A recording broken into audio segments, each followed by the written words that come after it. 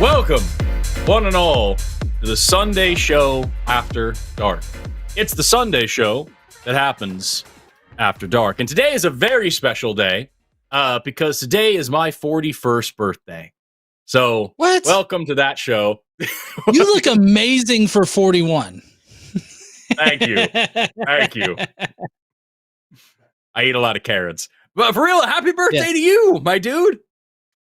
Oh yeah, thank you so much. So for people that don't know, it is my 41st birthday today. So I will appreciate all Guy Fieri themed super chats that come in, and I will read every one of them that mention Guy Fieri. I'll put that out there right now. It doesn't matter how egregious you make the Guy Fieri comments, I will totally read them. I don't know what else to do to incentivize people to call in. I feel like the Guy Fieri, just think of it. You know how everybody loves to torture Erica with like the puns and the poop stuff?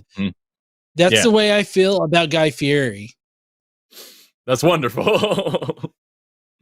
That's excellent. Well, congrats. Yes, send in the things to wish John the happiest of all birthdays because what an accomplishment. Not dying for 41 whole years is something that a lot of people don't get to do. And so like you've pulled it off, and that's incredible. We're all very proud. Not dying for, that's a great way to put it. You managed to not die yet again. For 40 years. It's wild. For everybody else, welcome to Flavortown. On this show, we take calls from theists, from creationists, from anti-evolution and anti-vax and anti-globe and anti-trans and anti-LGBT and anti-woke and pro-MAGA and pro-Trump and pro-Jesus and pro-Bible and all the people who vehemently disagree with us here on this network. We are here to take your calls and have hopefully civil discussions where we can all learn something. And by all of us, I do mean all of us. If you have something that can change our minds, this is your chance to do it. If you are a Christian and you see us online and you hate what we have to say and all these things, pray that the Holy Spirit tells you what to do and what to say to change the minds of two corrupt, evil atheists. And you know what? Even if you think that we are so, corrupt and broken and backwards and vindictive and vicious and duplicitous and whatever else that people tend to think we are on these shows, that you think that we're just not going to listen to you no matter what, that we're just not going to accept whatever you have to say because we're so blinded by our hate for the Lord. But 30,000 people watch these shows on average every single week. And we've got a different show every single day. This one is one of our bigger ones. You got 30 to 50,000 people tuning into these things. People are going to listen if you have something interesting to say. I know for sure we have plenty of dedicated haters who watch our shows every week just to leave nasty things in the comments. Talk to those people. Get your message out there. Think of all the souls you can save on this massive platform if you call in with a halfway coherent argument. So the number on the bottom of the screen there, 720-619-2288, is for you. Also, you can use a web link in the description if you're outside of the U.S. and you don't want to waste all your international long distance minutes. Just use that web link down in the description. Call us from overseas or around the globe. But if you're here in the United States, 720-619-2288 is the number for you. And we will take you to our call screening room where somebody will talk to you and get a good handle on what you want to talk about, put you here in the host queue for us to talk to. And then we'll bring you on the show and discuss whatever it is you'd like to discuss. And we always prioritize theist calls. So if you are a theist, you will be taken first. We always get atheists who want to call in and talk to us about things they already agree with us with, or about just like curious questions about different things. And we try to talk to them, but we always talk to theists first. So if we have an atheist who's been waiting for an hour and a theist who calls in 1 minute, usually we'll take that theist. So this is your chance. No excuses, nowhere to hide. If you believe in Jesus of Christland and you think that everybody else should too, this is your opportunity to spread that gospel and have a serious conversation about why we should believe that and why the holy book is why the Bible is a good book and why Jesus is worth listening to, even if he is real. This is your opportunity. 720-619-2288. While we continue building the folks in the queue here, because we already have some people calling in, John, what are you working on right now? What's going on in your world besides being old? Yeah, besides being old. Well, I do have to say that if Guy Fieri shows up at my place with barbecue, I will probably turn him away. I do not want any of his barbecue, but yeah, I will get good barbecue in his place. But as far as what I'm working on, currently, so I had a debate recently. And it wasn't particularly a good debate, but I had a debate with a Christian nationalist, and he presented his side, and it was very interesting to have that conversation with him because he kept shifting the goalpost from like one thing to another thing, from one thing to another thing. Of course they do. And yeah. And so what I'm doing is I'm taking that interaction and I'm breaking it down, like, and doing like a deep dive on like how Christian nationalism fails, and it ends up being incoherent because it seems like even just from the very start with his opening statement, it was incoherent from the very beginning, and there was no way for him to build any kind of coherent argument off of that. And so I kind of wanted to use that as like a learning experience for me, for one, because like he said a number of things in there that I just had never really, I guess, heard in the Christian nationalist like conversation before. And so I wanted to educate myself a bit further on it. And so I'm kind of turning that into sort of like an educational type of series thing that I got going on. So just been doing that, and being forced back into work and everything, I'm spending a lot of time making memes. I've got a dank meme stash that I'm burning through for the Facebook page and shit. Oh yeah, Rocket City Reason. Sorry, I don't know if that's what you were meaning. Yes, finally getting there. So Casey and I are launching a conference next October that actually Forrest is one of the keynote speakers for.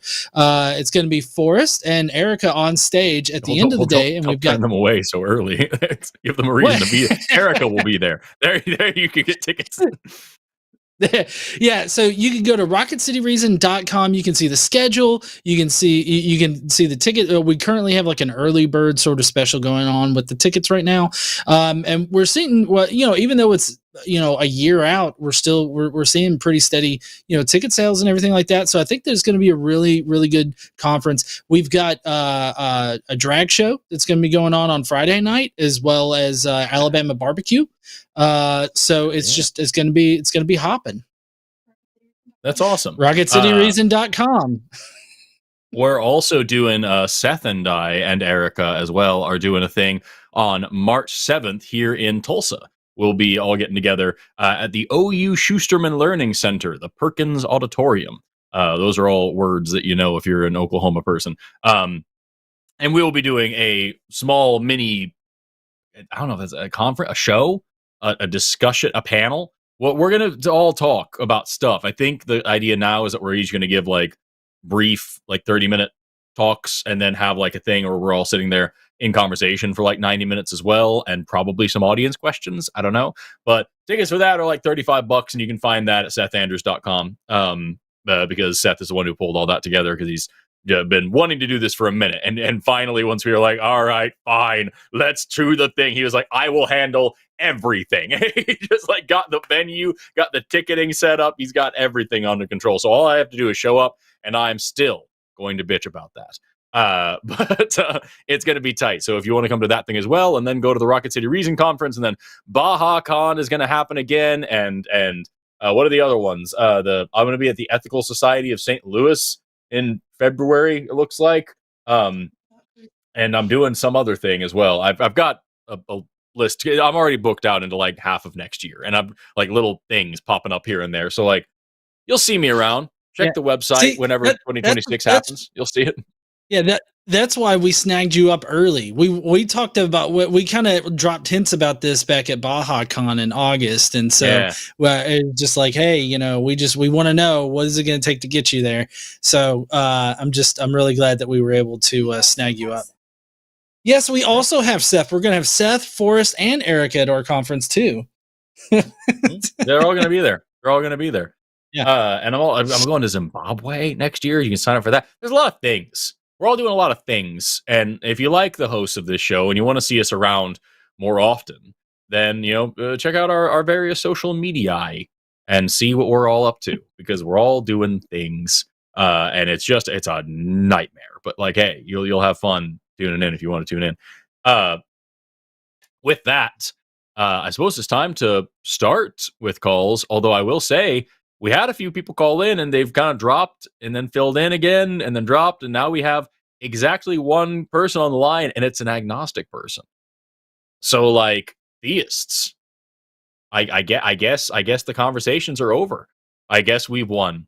There's nothing left to say. We'll just do our own thing, and we'll talk to this agnostic person first. But then, if we don't get any theist callers, we'll take a few atheists. We'll discuss why we don't like religion. We'll make this a very podcasty episode. Let's talk to Aaron, pronouns he, him, calling in all the way from Scotland, who is an agnostic who says God is nasty. Aaron, you were on the line with Forrest and John. How are you doing today?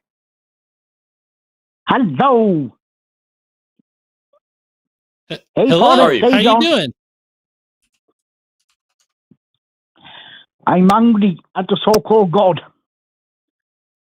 Oh, you're angry at the so-called God. Why? Oh. Let's see if he calls back, because he just dropped. I want to know. I think. What a great episode so far. It's a phenomenal episode. So we'll see. If you're in... Sorry, go ahead. Yeah, what are you saying? No, you go first. I who knows? Oh, I was just gonna say, if anybody is in the comments right now watching the stream or whatnot, and you think that you can prove God, or if you're a MAGA Christian and you think that you know science better than both of us, yeah, let's talk about it. I think, although, Aaron's calling back in. yeah. Let's try again. Aaron, why are you mad at God? Hey, sorry about that. Who's speaking, please? That's all right. This is Forrest. Oh, good. I'm mad at God, same as you are. Oh, I'm not mad at God. I don't think God is real. Right. No. Totally agree. He's a monster. Absolutely. If the God of the Bible is real, he's not worth worshiping. Yes.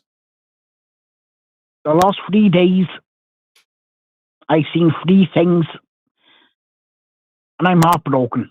It's stuck me straight in the heart. Mm-hmm. Young 10-year-old girl, she had Santa Claus. Hey, with me, she had Santa Claus. Thursday night,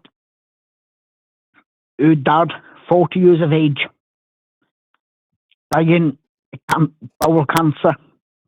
They was hoping he would have lasted to today, Sunday. Sorry, I don't know what day it is. Monday where you are now, obviously. Oh, that's still Sunday. But that's... the problem is that a Christian talking about that will just point to Revelation 4:11 and a bunch of other parts of the Bible that talk about how, the Lord gives and the Lord takes away, and how it's God created life so God can choose when to end it, and all these other things. And that this was supposed to teach the child a lesson, and that God needed another angel, and all these other things.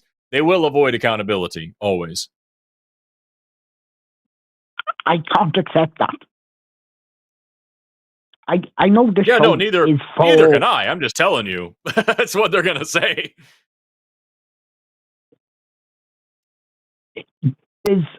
I know a man, he's 83 years of age, and he is a big he goes round.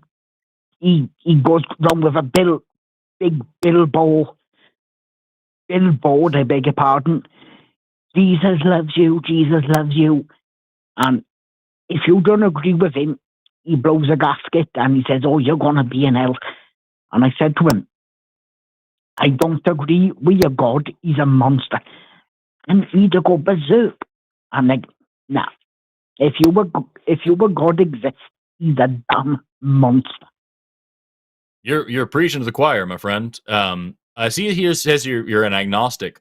That's a very common term. I just want to know what that means to you.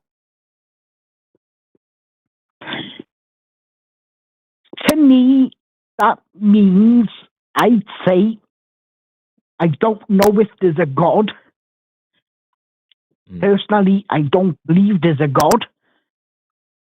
But if there is a so-called God, to me, I've seen so many bad things, and I've had so many bad things in my own life. If there's a so-called God, to me, it's hard to justify praising it. But to me, I can't rule out a God, personally. Yeah.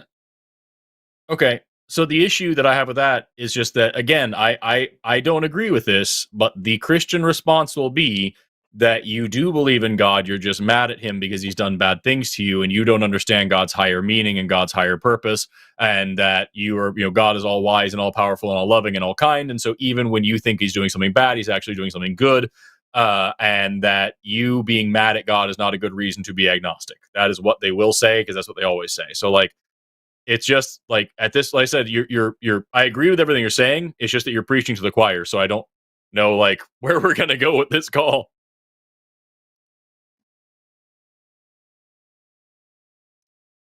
I don't agree with what you just said, to be honest. You don't think that that's what Christians will say in response to your lamentations about God? I just called you and said, I believe God is a monster. And I agree with you. I'm telling you what Christians would say in response. As someone who talks to Christians all the time, that is going to be the response that you get, almost certainly. I can agree with that. Aaron? Yeah. Aaron, did you just call in to say God sucks and then I guess expect a conversation like us all patting each other on the back about how much God sucks? What, sorry? I'm sorry. What John was just saying. Yeah, John's just saying, sorry, like, there really isn't a conversation here because we all agree with each other. So we're going to move on to another call, but I appreciate your time, Aaron. No, I got more for you. Is it something we disagree on? Yeah, I think it is, actually. Okay, what do we disagree on? What is that? I'm a bit confused because another voice come in. I trying to talk to one. It's like another voice come in. Sorry? Did you hear that voice?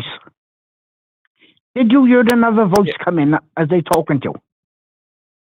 Yeah, there's another host on the channel. That's John. That's John. He's the other host. I like how Aaron was like, fuck, not another person. God damn it. It was almost a religious experience. Maybe that was the voice of God. No, I don't think so. And if it was, no. Like, can you explain your position to me and I'll explain mine to you, please? Because what you just said to me, what you think about what Christians would say, I don't understand how they could claim that argument. Well, that's what I'm telling you is like, I deal with Christian apologists all the time. That's my job on this channel. So at least, but probably like 25% of my career is sitting here at this computer and talking to Christians and apologists and creationists and all sorts of, these religious folks. And whenever what you're Okay. describing is the problem of evil. It's just like, hey, here are these evil things that happen, these bad things that happen, these unjustifiable things that happen in the world, things that happen in my life, things that happen in other people's lives.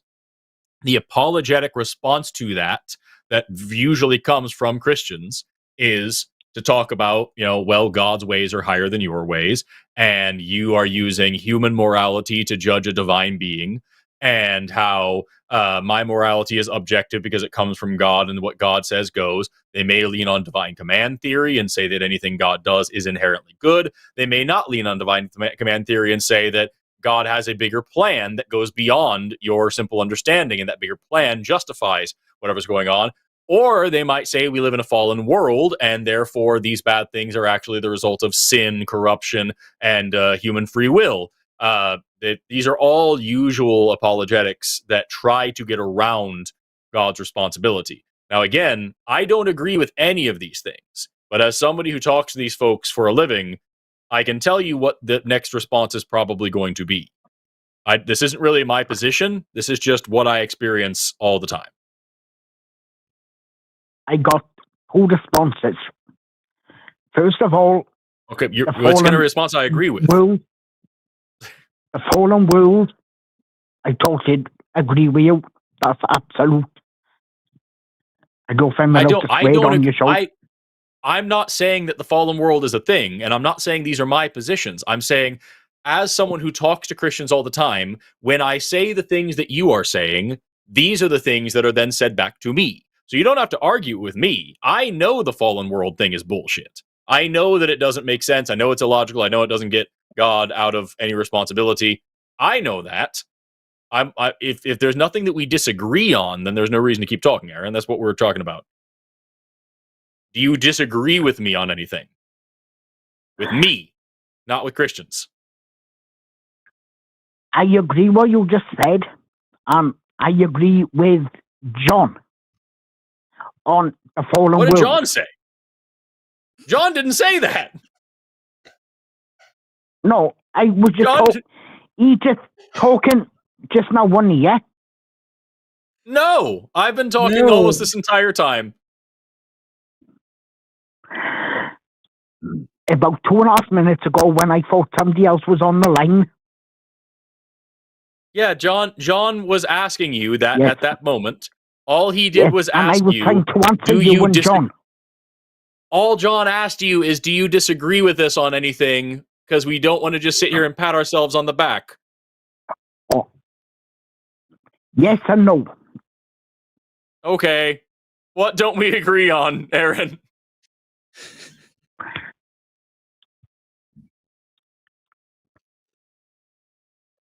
Well, you just said Jesus fucking Christ, Aaron, could you just get to the point about... No. Aaron, let's not talk about the fallen world. Neither Forrest nor I believe in a fallen world. The fallen world's magical bullshit. None of the three of us. This is John, by the way. This is Godless Engineer. Johnny, I'm John. Johnny, I'm trying... Johnny, hold on. I'm taking your ball back. Now, calm your tits now. Johnny, calm your tits. Calm my tits? I can't tell if he said tits. I said. At this point, it's okay. So, like, Aaron, it has been funny, but the jokes weren't thin. So I think we're gonna move on to somebody who actually disagrees with us. Is it just Mr. It's Valkai. a time wasting call. Yeah, it's just a time wasting call, and it's been funny for a minute, but now it's just silly. Yeah, we don't disagree on anything, Aaron. So we're gonna move on now. Bye bye. Calm your tits, John. Calm my tits. That's, you know what, though? I didn't think I had party tits out. I mean, hey, they're right, always honey. on it is duty. My birthday. I should have party tits out. I mean, you know what? Everyone, hell yeah.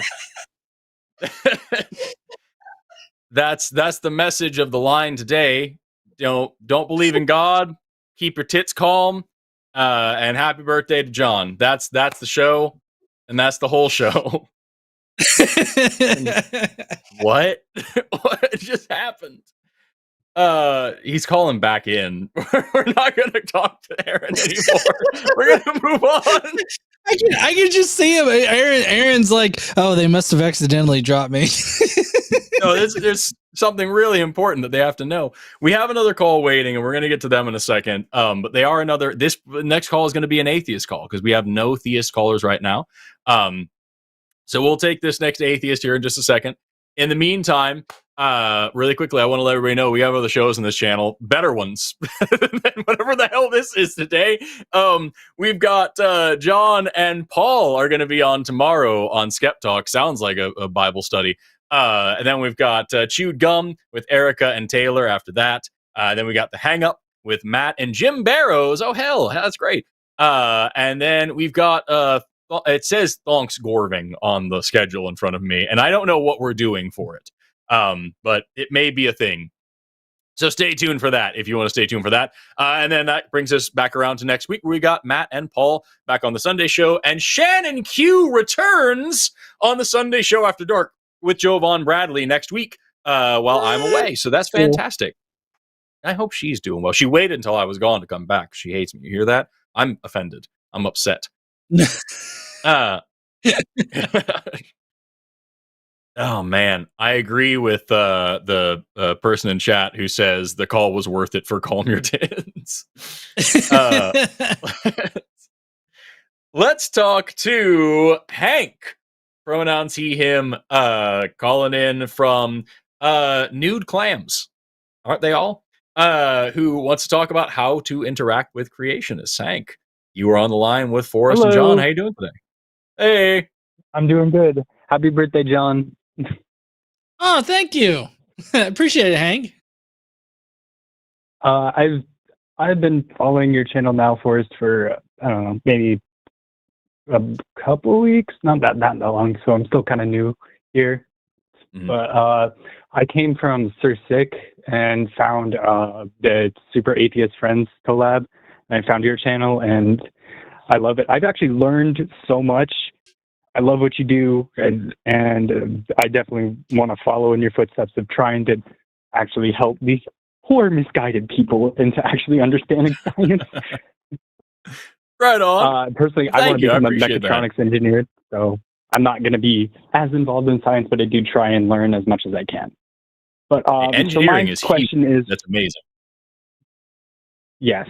My question is really just your general advice on how to interact with creationists, how to actually help them learn what I can get them to. I mean, my mom is a Mormon. There's a lot of Christians at my school, obviously. I had to interact with them a lot, and it's just really difficult to get them to try and find the middle ground. And I don't know how to do it. Yeah.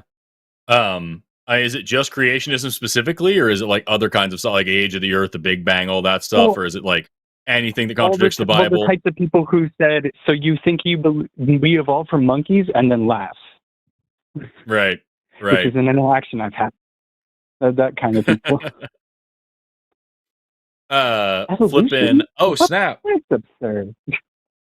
Yeah. So I got excited because I looked down and I saw on my other screen over here that the dude who's been complaining about not being able to get call in is saying he'll debate me right now. So I'm excited. I might take a second to call that. Also, I want to point out Aaron has tried to call in, no joke, like 24 times since we started this call. I keep seeing it over here on the call screen. It just pops up with his IP address, and then he gets dropped by the screener, and it keeps popping back up. Yeah, I thought he was a troll, like Aaron, but he might just be crazy. Yeah, I feel like Aaron needs to calm his tits, though. He does. He just turn that robo dialer off. So a couple of things. Like the first thing is you need to figure out why you're having the conversation and like how much that conversation is worth to you and all this. The usual things that I talk about whenever people talk about, talking to family members. How much is the conversation worth? How much is your relationship worth? Blah, blah, blah, blah. Yeah. Beyond that, it's like I try to find number one, there's this strategy when you're trying to convince somebody of something and they have an alternative position. It's called Feel, Felt, Found. And so you say, I understand how you feel. Many others have felt that same way, and we have found this. And it's a way to make them not feel so isolated and alone and not feel so attacked. So number one, I understand how you feel. And what that involves is steel manning their position. So they understand that you are actually listening to them, right? You believe in these things, and this doesn't make sense to you. And I understand that a lot of other people felt the same way. Yeah. A lot of other people have felt the same way. Like here are other, there's whole organizations of people who don't believe in this stuff. And yet, what the found is there are different levels to this. There are theistic creationists, people who believe that God did, theistic evolutionists, who people believe God guided evolution on purpose. There are deistic evolutionists who believe that God started the universe in such a way that evolution would happen naturally. There are people who believe in evolution as a natural process and are also Christian. I just released in the video that I'm putting out in the next couple of days, I talk about Dr. Mary Schweitzer, who's a paleontologist who discovered soft tissue in dinosaur bones. And creationists love to run with her research and say, see, this proves a young Earth. Yeah, I remember you talking about her in the video. Yeah. She is a devout Christian who was a creationist and got into science in order to debunk evolution and ended up becoming she got a doctorate studying paleontology. Yes, and then she discovered soft tissue in dinosaur bones, and rather than saying, aha, my old faith is finally proven and vindicated, she instead put that into the framework of the evidence and discovered, actually, no, this just teaches us a process that we didn't know was possible in this context. And it actually falls right in line with an evolutionary old Earth framework. And she has said publicly that she is still a devout Christian. She still loves Jesus. And she fucking hates it when creationists, especially young Earth creationists, twist her research to try to push their narrative. And so, those are the kind of things that I would bring up. It's just like, I understand what you're feeling right now. This is what you're trying to say. This is your hang up. This is where you're at. And a lot of people feel the same way. However, we have found that even if you want to remain Christian, you can. Even if you want to remain somewhat creationist, you can. But the evidence is fucking overwhelming. There's a reason why this is the bedrock of all of biology. It's not just a fun story. It is actually the glue that holds all of biology together, and that's not out of necessity. It's just what everything points back to. Nothing makes sense in biology except through the light of evolution. You can't just cherry pick and claim that you believe in science, but only certain science. It's just not how it works. So that whole framework there may be a good way to kind of get your foot in the door and help these folks start asking real questions, because otherwise you're just going to be correcting misconceptions all day long, and they're just going to say, well, I don't know about that because my pastor said blah, blah, blah, blah, blah. And they still see it as a team sport. Yeah. You know what I mean? Yeah. Okay. It's definitely helpful. My suggestion is, Anthony Magnabosco is a really good channel here. He hasn't really been putting out too much new content, but he's got a great backlog of how to do street epistemology, and that's essentially just how to ask questions so that you get the person to really consider what they believe and why they believe it. And if you can get them to sort of explain why they believe this thing is true, but not this other thing. So sorry for using ambiguous lay out the framework terminology there. Yeah. So explain why it's correct, about creationism or whatnot here, but it's not correct in for the Islamic faith or for, any of the other creationist ideas out there, which there's a plethora of. I think Aboriginal, there's an Aboriginal myth.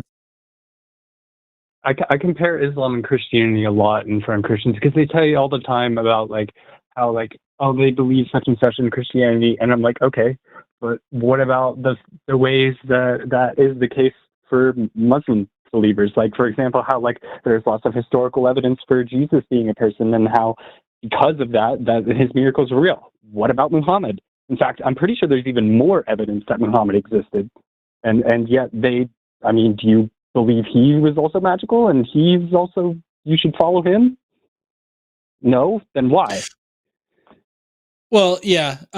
So I mean, the problem I would think with that particular approach is that Muhammad is just a prophet which I don't know all of the different claims. Like I don't know if Muhammad has ever claimed to have done like miracles like Jesus, but Muhammad is more like Joseph Smith, and with the That's angel fair. Moroni, Yeah. because so I mean, I would you could juxtapose it like that, but like I was going to say that there's Aboriginal creation myths that have like a rainbow snake type deal that vomited everything out and everything.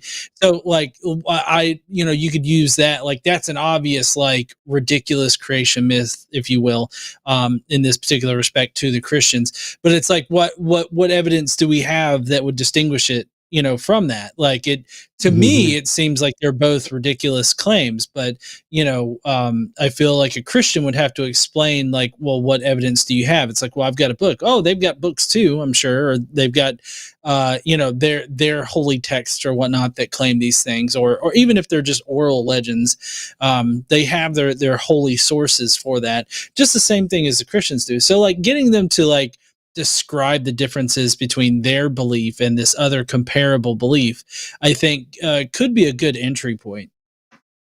What about whenever they do try to describe it, but what their descriptions are is based off like misconception, like what they think about Christianity is special isn't special, and or the way that how Christianity is about love and all this, and like, when there are other options for that.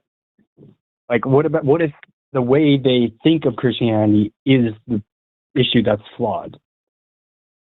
Then the typical path that I go is I start bringing up all those uncomfortable passages that they have to contend with, like Numbers 31, where Moses is commanded by God to go in, kill everybody in the Midianite group except for the small girls that have not that are virgins, and to take them as spoils of war to be forced into marriages, which is a type of sexual slavery.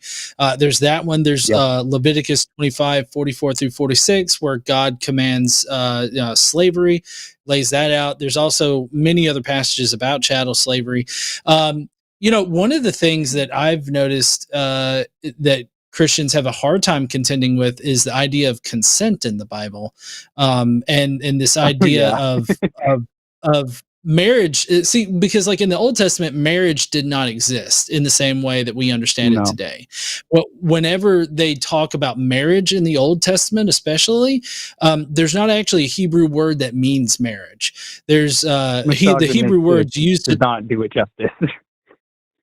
Right. So the Hebrew words to describe marriage are actually more about seizing, like seizing property and stuff. And so, like, if they're going to go the route that you specified, then I would bring up some of those more uncomfortable ones, and you can connect them to Jesus and the New Testament, because Jesus says, I believe it's in Matthew, that not a jot or tittle is going to, go away from the law until the new heaven and the new earth come, when all is accomplished. And that's identified by critical scholars as an eschatological sort of phrase there, until all is finished. So it's until Jesus comes again, all the laws of Moses apply, and that's what they consider to be sin. So like the New Testament definitely saddles itself with the Old Testament laws. And so it's a viable thing to like point out the Old Testament stuff.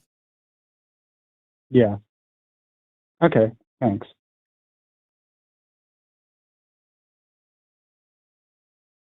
Sorry, I didn't mean to totally, to take over that part of the call there. What do you think, Forrest? No, you're fine. I appreciate what you're saying. I think you had a more interesting things to say than I was, and plus I was, sitting here talking to this person that Jimmy is. You were helped too.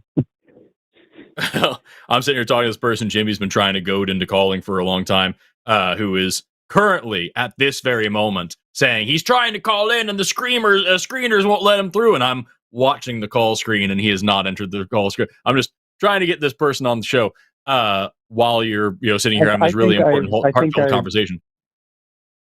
I think you guys have definitely helped. I'm good to go.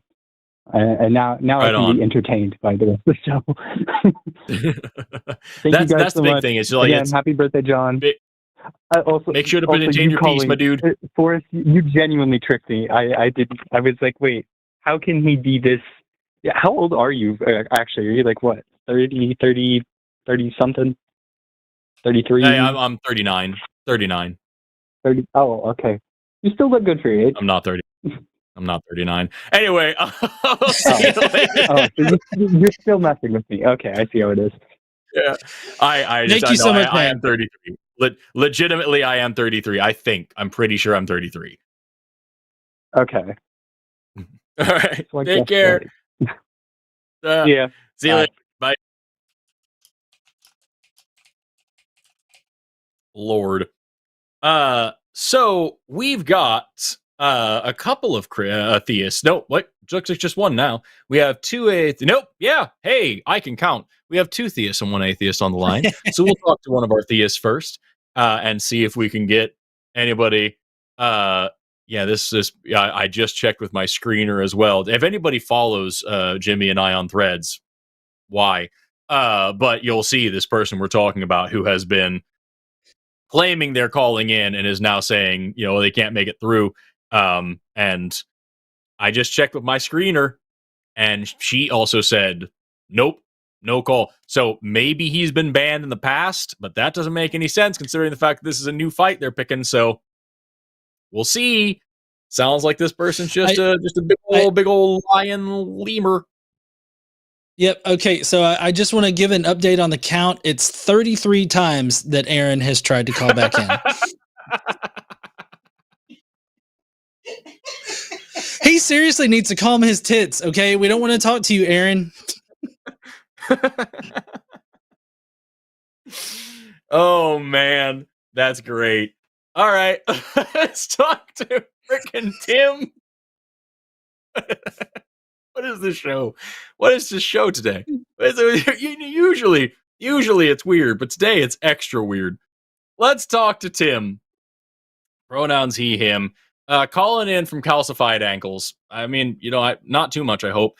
Who wants to talk about the Christian worldview and why it's not all that bad. Can we agree it's a little bad at least? Tim, you're on the line with Forrest and John. How are you doing today? Forrest. I'm doing okay. How are you? Hello, John. I'm awesome. Hi. Yeah, great. Hi, Tim. Okay, so before I get started in making my point, I'd like to ask if you can try and treat me with a little more respect than you guys usually do, because I've called a half a dozen times and I always get called a bunch of names and hung up on, and I'm not that bad. So before we get fully into the bitch fest, do you think that there's a pattern at all of when those things happen to you? Do you see this happens and then they call me a bunch of names and they hang up on me? Sure, I think that there's sometimes the points and what I say in my calls rub you guys the wrong way, and I understand that. Okay. So, but I'm just asking, hey, come on. What sort of things? I'm not an asshole. What sort of things rub us the wrong way, Tim? Well, I don't know. I've called a number of times, and every single time, a half a dozen times, I get hung up on and called a bunch of names. Sorry. So you've called half a dozen times, and you've noticed this pattern where you say something, and it causes the host to call you a bunch of names and hang up on you, and you can't even recognize after half a dozen times of this happening what sort of things you might be saying that causes them to behave that way, to react that way. Well, you can't track your own behavior. Yeah, I've called it. Yeah, I understand. Do I sound rude now? I'm not asking if you're rude now. I'm asking you, can you track your own behavior and see what you're doing that's causing the host to then get upset and hang up on you? Well, every time I've called, then the half a dozen times I've had a different subject that I bring up or a different tack. So I can't really tell you exactly what it is that rubs you guys so much the wrong way. Not everybody does that, by the way. I watch your program on a semi-regular basis. I can give you a list of things that would cause me. I can give you a list of things that would cause me to call you a name and hang up on you. It would be if you were bigoted, or if you were dishonest about what you were saying, or if I had explained something 30 times already and you just kept circling the drain on the same terrible argument, or if you were being dismissive of the points that were being presented to you, or if you were being, if you were just interrupting to just try to talk about some of the things, shifting the goalposts back and forth, if you were relying on logical fallacies after having those pointed out to you, like those are things that I would say, all right, this is no longer worth my time, and you've annoyed me. So I'm gonna now hang up and maybe call you something shitty if you're an asshole to somebody that I like. Like those are things that I would do. So can you track like all the times you've called in? Have you taken notes at all on like what the hosts say to you when they're hanging up on you and calling you names? No, my friend, I haven't been taking notes. Okay, so what you're telling me is you've had a series of conversations with people who disagree with you. You have not changed. Let me ask you, have you changed your mind about anything? And all the times you've called in, you've talked to us, have you ever changed your mind on a topic that you called in about? No. Okay. So you've had a series of conversations with people who have these kinds of conversations for a living. You have never once changed your mind, which tells me you've never like internalized anything they've said or like really taken it to heart in any way. That isn't necessarily true. Maybe what they're saying is wrong, but the fact that after all of this, you've never changed your mind on one single thing seems a bit crazy. And now after all these times you've pissed people off and caused them to hang up on you and call you names and things, which there's maybe a couple hosts that are a little bit more angry than I, but usually the hosts on this channel need a reason to do stuff like that. You've never once noticed why they might do that. You've never listened to any of them when they say, because I guarantee even our most angry and volatile hosts would have said, I'm hanging up on you, here's why, and here's the horrible things you're doing, and here's the way I'm sick of talking to you about this. It sounds like you just aren't interested in listening to other people's opinions and like learning from other people. You have your beliefs and you're going to say stuff. And if people don't accept it and people get mad at you for just saying whatever you want to say all the time, that's their problem and their fault. And I don't understand why you're calling into a discussion and debate show about that if that's how you want to live your life. Well, no, I'm not calling. I raised this topic as a side note. I think that some of the hosts do a very good job. They don't lose their temper and they don't call people names. And I think that's a better way. My point really is to just point out that that's a better way to handle things. When you start your channel, make sure to run it that way. But in the meantime, since you're here, I think that you should take notes on when you are talking to people, when they are consistently getting frustrated with you to the point of forcibly ending the conversation. Maybe you should ask yourself why that happened, and maybe notice some patterns in your behavior that led to that, and then decide, do I want to keep having these conversations? Because if so, I might need to adjust this behavior. And if it's not worth it to adjust the behavior, maybe it's not worth it to us to continue having conversations with you. That's usually how human interactions work. I think I bring up challenging points to your worldview. And have you talked to me before? I can understand how.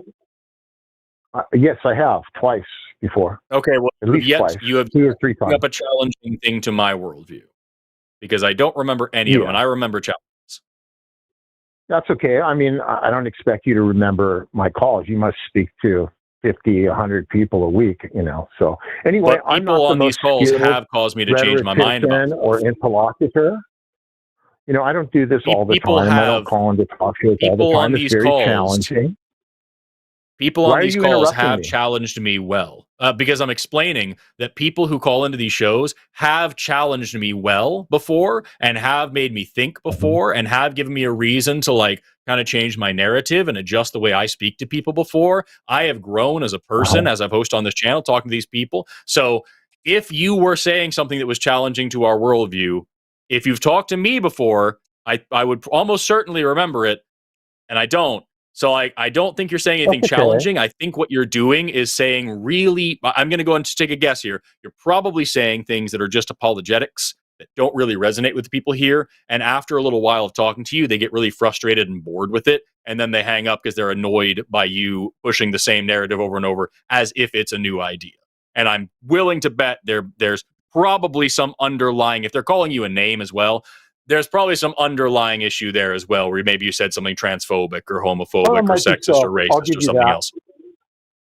I'll give you that point. Okay, because I'm not the most experienced person in talking publicly or on the internet or whatever. So I'll give you that. I might just have an attitude that I'm exuding that you find to be irritating. So I understand. It's okay. none of that's attitude. Shall I get to the point as to why I called? Fuck yes, please. Is it gonna? Yeah, I guess. Yeah, let's get in there. Well, I just wanted to point out that the America is based on a Christian worldview, and It is not. There's a real challenge. I'm sorry. What? It's not. No, And I'm the sorry. founding fathers said it's not. Okay. Right. Well, yeah. No. Specifically, it's very specifically not. So in the Treaty of Tripoli, that was signed by, I believe, James Madison, says that we are not in any way founded on a Christian nation. But more importantly, to that, you've got major founders that crafted the Constitution that specifically shied away from using the Ten Commandments or any kind of like Christian moral system in order to craft it. In fact, I believe it was I don't know if it was Jefferson. It's one of the founding fathers specifically called it like a manifest legend or something like that, that the Ten Commandments or any kind of Christian doctrine was used in order to craft the Constitution. In fact, I would say I would go as far as to say the Constitution is antithetical to Christianity, given that the Constitution allows for pluralism and free speech, and in the Ten Commandments specifically, it limits that. So no, it was definitely not. There's also a Christian nation. Forgive me, I didn't mean to interrupt you, John. And there's also specific parts about that, about how like there is no establishment of religion, there's no religious test to hold office. Like the founders were mostly, a lot of them were deists; they weren't even Christians. And a lot of the way that we founded this country, a lot of the setup in this country was stolen from the Iroquois.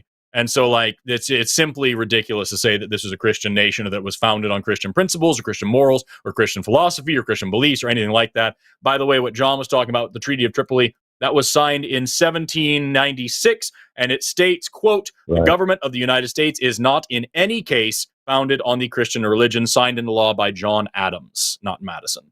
Right. Sorry. Right. Yeah, I can't remember. Oh, you're fine. Can I respond now, fellas? Yes? Well, that's why we stopped. Okay, That's why we just made sure the point was complete. As far as the Treaty of Tripoli is concerned, I read a little bit about this the other day. Apparently, the clause that has that statement in it only is in one copy. The other copy that went to Africa, which is the other party to this agreement. No. Which one? Sorry, Tim. Which one was signed? Which one was signed into law? The Treaty of Tripoli was signed into law. Yeah, which one? Which version? Law, and it was John Adams that apparently said this. But the truth of the matter is that John Adams also said that the Constitution wasn't written but for a religious and moral people. And I believe that as a Christian, he was referring to Christianity. Okay, so So that's not no. So that's hold on. You just made a statement, and we need to handle that statement. Yeah. Okay, so. No, that is not what they meant by it was created by a religious and moral people. That does not in any way indicate Christianity or anything like that. Regardless, in fact, I think that it actually strengthens our position on this, that they were religious people, that they were religious in nature in some kind of way, that they crafted a constitution that was wholly distinct from religion and fully separated religion from governance. And the reason why they did that was because they just escaped. No, it is totally true. That's exactly true. In fact. Okay. Well, I have a different opinion on that from what I've read in my research. The Bible is the most quoted book by our founding fathers by far. No, that's not true either. Why do you think that is? Document. It was not a peripheral document to our founding fathers. Most Nope, of it was the not true. founders were Christian. They believed the Bible and they believed the resurrection, that Jesus was God. Right, and they did not reference the Bible. Like the only time, only time that the Bible was ever like actually referenced during the Constitutional Congress or any of that when they were actually crafting the Constitution was, I believe it was Ben Franklin who brought it up as a matter of like property ownership or something like that, and it was on some other kind of matter that just and it wasn't even adopted as far as that goes. So like, no, it just simply was not whatsoever used in the creation of the Constitution. Are you getting your who's that pseudo historian, David Barton? Are you getting your shit from David Barton, or like did you just like crumble up all of his shit? Of David Barton books. Yep. See, that would be makes sense. No. You're telling me. Hold on, Forrest, let me tell you this. Yeah, please. He's reading from a guy whose publisher literally took a book off of the shelves because he lied in the book so much that they had to retract the entire fucking book. Good source material. What book is that? I've also got this quote. I'm sorry, I was going to let John answer that was pulled from circulation? Yeah, it was the Thomas Jefferson book. It was about Thomas Jefferson. I have a quote from Thomas Jefferson. I was going to read this quote from Thomas Jefferson. This quote from Thomas Jefferson, which is a letter to John Adams. The day will come when the mystical generation of Jesus by the supreme being in the womb of a virgin will be classed with the same fables of the generation of Minerva in the brain of Jupiter. We may hope that the dawn of reason and freedom of thought in these United States will do away with this artificial scaffolding. So, like, he clearly wasn't a Christian either, and clearly thought that this was just more mythology. No. Thomas Jefferson, Benjamin Franklin, and I think one other person did not, claim to be a deist.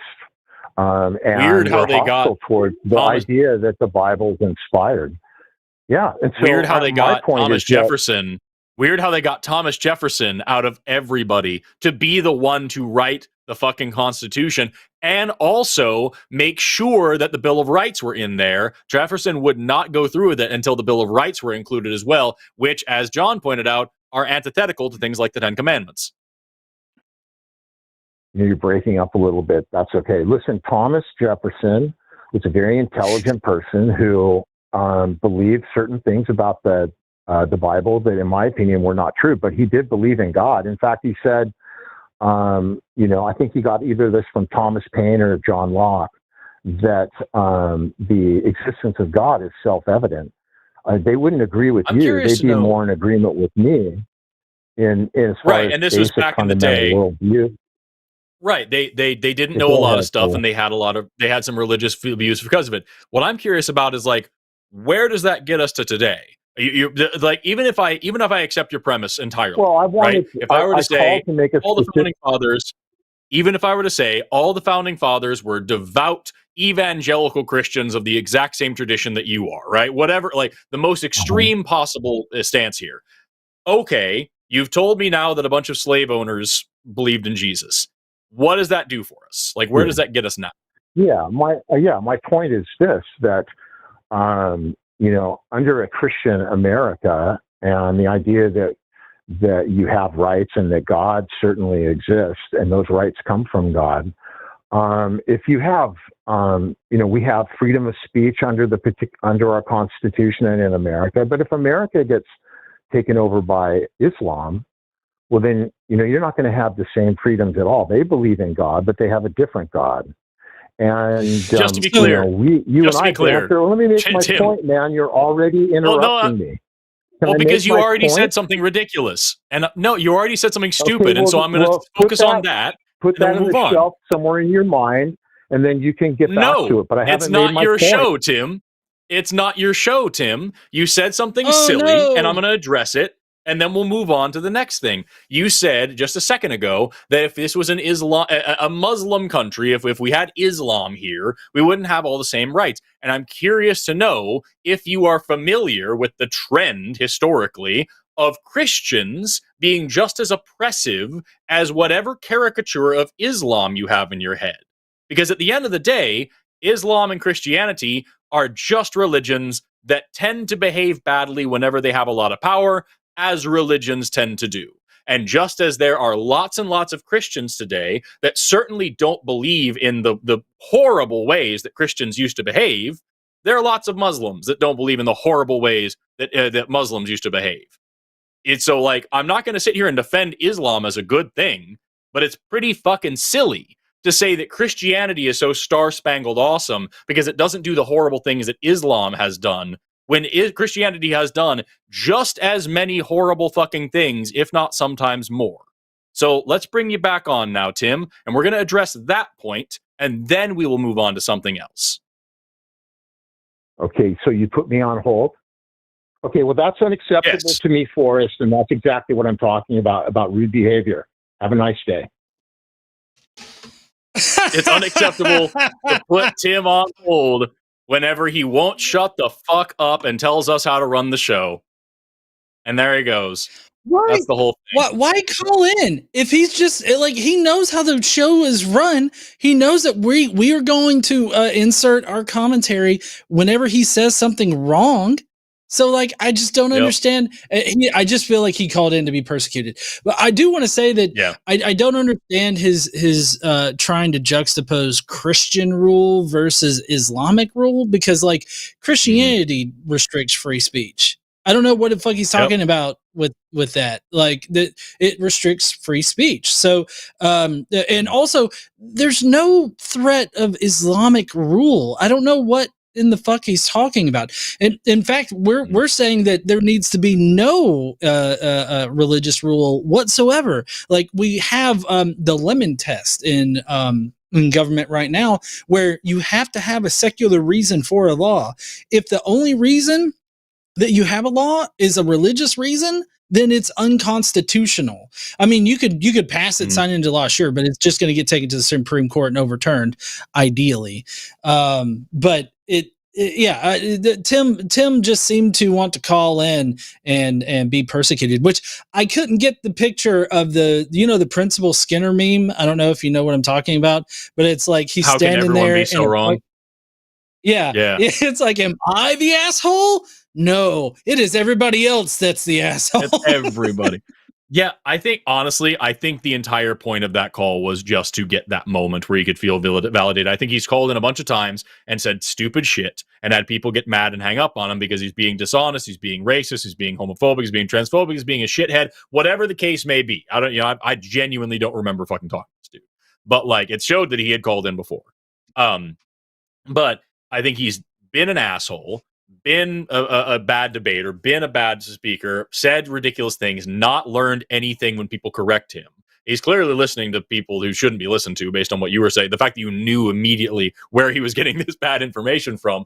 And he's fucking just had his ass chapped so many times of feeling like he got made a fool of on these shows that he just had to have that moment where he hung up on us for a change. I think the entire thing there was just for his ego. That's my assumption, my opinion, my belief based on the behaviors. Yeah, and honestly, I feel like a lot of people get up here and they expect to be able to gish gallop, or that they feel like they should be able to, have like some kind of structured debate where it's like, oh, we say something and we get like a certain amount of time, and then he gets 5 minutes to say whatever in the fuck he wants to, and that's just not like this. This is a debate kind of show, but it's more of like a debate conversation rather than like any kind of formal structured debate in that kind of way.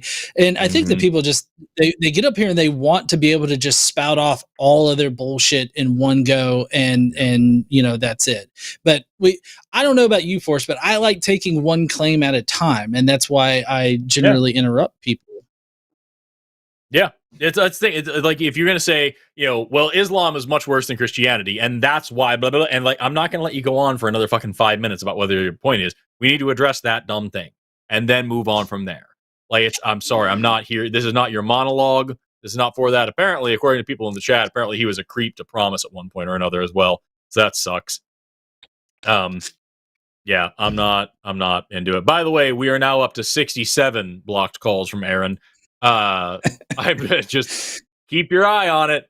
because it just keeps going. I'm literally watching it because it flashes. I've got the call screen up over here. I can't show it to you because it's got people's phone numbers and IP addresses and shit, so I can't show it on screen. But we've got the actual host room where people are currently talking to us on the show, and then I've got like the queue that are like people that have been through the call screen, and then I've got the screening room down there where people go and talk to our call screener. Shout out to Stephanie, by the way. And then we have below that the actual like call queue. So we've got this little thing down here where people filter into, and then they go up and up and up the levels until they finally talk to us. And I'm just seeing this blah, blah, blah, blah, blah, blah, down here as this dude keeps calling in over and over, and it is massively distracting. 6-7 though, and that's fun. That's a fun time for us while we're here. We've got Georgie, pronouns he, him, calling in from Bulgaria, who says we have an infinite and eternal nature. I don't know what that means. Georgie, you were on the line with Forrest and John. How are you doing today? I'm doing great. Right on. What is an infinite and eternal nature? What does that mean? Eternal, not internal. Maybe it is. Well, in one word, we are non-physical beings. That's more than one word. But what does that mean? Sorry, I'm testing it. I'm pretty fucking physical right now. Are you describing like a soul or something? Yeah. Okay. What is that? So how about you allow me to make my first point, like my main point? Okay. Well, by incarnating in physical reality, we are getting out of our own way. Because the point of physical reality is the journey and the present moment. Yeah, I'm sorry. Just for like seriously, can you just repeat that one more time? Yes. By incarnating in physical reality, we are getting out of our own way, so we can experience growth and journey. And the main point of physical reality is the present moment. Okay. By intonating, was that word? Intonating physical reality? Incarnating, pardon me. By incarnating physical reality, we are getting out of our own way so that we could do it. So one more time at the end. Because here the journey is the destination. And the main point of this reality... That's not what you said a minute ago. I'm just going to write it down. By incarnating physical reality, we are getting out of our own way. And then what? So we can experience growth, experience a journey. So can experience growth and a journey or the journey? Or just journey? However you like. However you like. And journey. I'm pretty sure you said it without an article the first time. Okay. And is that the end of the sentence? Well, the main point of this reality is the present moment. Okay, hold on. The point of the main point. That is also interesting. The main point of this reality is the present moment. Okay, I wrote that down. So I'm going to read it. By incarnating physical reality, we are getting out of our own way so we can experience growth and journey. The main point of this reality is the present moment. That's what you just said. Now, I want Georgie to understand. I really mean this sincerely. What the fuck does that mean? Well, it means that we are here because we can, and that's it. Nothing more, nothing less. Okay, I've got a point that to doesn't make. tell me anything. Yeah. Georgie, can you let me know if this makes sense to you? God is at the heart of subjective power. Does that make sense to you? The second part is too complicated for me. Oh shit! What? All right. What, How about this? How about that was a straight line of a sentence. What was the second part of that sentence? I don't know. At the heart of subjective power, like they're not connected, or when you say that God, whatever.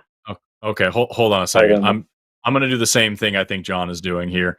So I've got here mythological truth reflects pure miracles.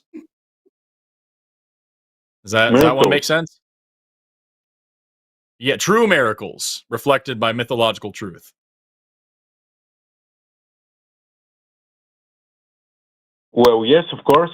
Why shouldn't it? Right. All right. Yeah. No, I'm doing the same thing John is doing right now. You're doing Wisdom of Peterson. I get it. Yeah, I got to tell you, Forrest, orderliness is an ingredient of total acceptance of external reality. The unpredictable is the ground of the new metaphorical substrate. Is what I got. Yeah, Georgie, what we're doing, we're looking at word salad generators and playing with them because that's what it sounds like you're saying here. By incarnating physical reality, we are getting out of our own way so we can experience growth and journey. The main point of this reality is the present moment. That is some Jordan Peterson level word salad. I don't understand what that means. It just sounds like you're just saying shit to say, like, just, you know, I think the second thing you said was we exist because we can. And I'm like, what does that mean? That's not an actual reason. And so, like, it just sounds like you're trying to come up with some, like, quasi-spiritual reason for existence and then try to reflectively make that part of a soul. And it doesn't answer my initial question where I was asking, like, what the hell a soul is. This is just some word salad that doesn't really mean anything to us. Unless we're missing something. If you think we're missing something, let us know. Well, another main point I can say is that existence has the quality to exist, and non-existence has the quality to be whatever it is. Okay. I'm sorry. That just sounded like a tautology. That is just, at this point, it's just truisms. You know? One quality of seashells is that they're very seashell-like. What does that tell us about anything? Existence exists. Nito bandito, Georgie. What does that tell us about gods, about reality, about anything?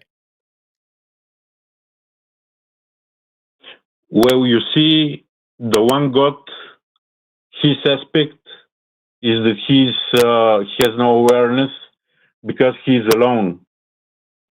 How do you know there's only one God? And how do you know it uses he, him pronouns? He can be viewed as pure existence, infinite pure existence that is homogeneous and doesn't break down. How do you know that? I heard it on the internet. Well, I mean, that's the first honest thing you've said, Georgie. That's the best answer we've gotten all day from any caller. Georgie, if God is a guy, what part of the universe is his dick? That is a good question. Sleep inside the eye of your mind. Don't you know you might find a better place to play? Is that and that's where I find the almighty cock of God. I think we're done. Right. Do you have anything left going on, John? Like it's a fuck no. I really want. All right. I really want good callers. Yeah, Georgie, it's been weird, and it's really genuinely difficult to tell if you're serious, and that sucks for your God. Bye. The fuck? Jesus fucking Christ. I have no idea how we're supposed to interact with that. I mean, it's like you're walking down the sidewalk and somebody just comes up to you, starts speaking crazy shit, and you're like, totally. I'm gonna go about my day now, though. Yeah, please, I don't want to buy any raisins from your pocket, sir. I just need to get to work. It's a weird. Like, what is this? What I need you to understand is, like, fucking, I'm 33, John's 41, right? And like, you've really got the first like 20-ish years of your life that are just learning how to walk and talk and poop and be a person in society. And then you get to in your 20s, you're like you're getting yourself started, you're figuring yourself out. In your 30s and 40s are when you're really just doing stuff. Like that's when you're really living. And then in your 50s and your 60s, you're kind of this emeritus now, and you're kind of at the end. You're approaching the end of the things. And then you're getting into your like 60s and 70s and 80s, and like you're winding down in your 70s. You're running out of steam, and you're wanting to lay down. You're wanting to kind of set your legacy straight and go to bed and everything. And then 80s, that's where people start really dying faster. Like 80 is like the average lifespan of people. And so like we've got this really right now where John and I are at is this brief moment in the sun. There's this brief little bit of time where we're really like trying to live as much as we can and do everything we can with our lives. Thank goodness we wasted so much of it talking about God's cock in our minds. And like, what, you know what I mean? Like just this brief and beautiful moment that we have at this moment where we can just be a person and our backs don't hurt too bad. And we can grow and learn and love, and our careers are taking off, and we're starting to live our. No, let's sit down and talk to Georgie and Tim. Like what, and talk about how mean it is that we mute people when they won't stop talking, and talk about how by incarnating physical reality, we're getting out of our own way so we can experience growth and journey. That's what we needed to do now in this sunshine of our lives. Fuck me, dude. Oh, I just want to say that greatness explores a symphony of miracles, and that should make sense to everybody. And you're not wrong. And you're not wrong. Hey, if you're a theist in the comments section right now, I would really love it if you'd make a great birthday gift for me and call in and have a serious conversation with us. The number 720-619-2288. Yeah. Fucking Jesus of Christland, dude. I was really excited about the whole Christian nationalist topic, but Tim bitched out of that one. Yeah, I wanted to talk to him about like racism and like how Christianity in this country specifically has been a tool for white supremacy. You know what I mean? I wanted to talk about that, but here we are with that not happening. 83 calls so far from Aaron, by the way.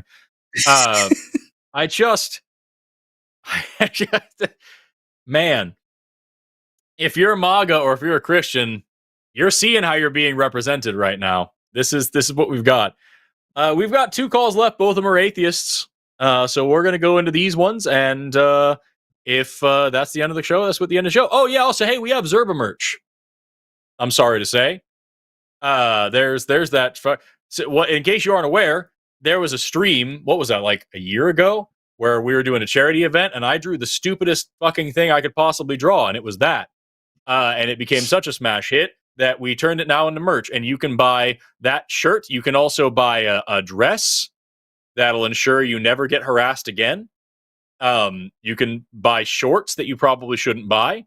We had one of our hosts, who is apparently a much better artist than I, designed the Zerba monad and turned it into a whole horrific conglomeration of ears and eyes and tongues and stripes.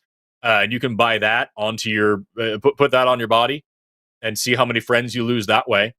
So check it out, linemerch.com. It'll be really cool.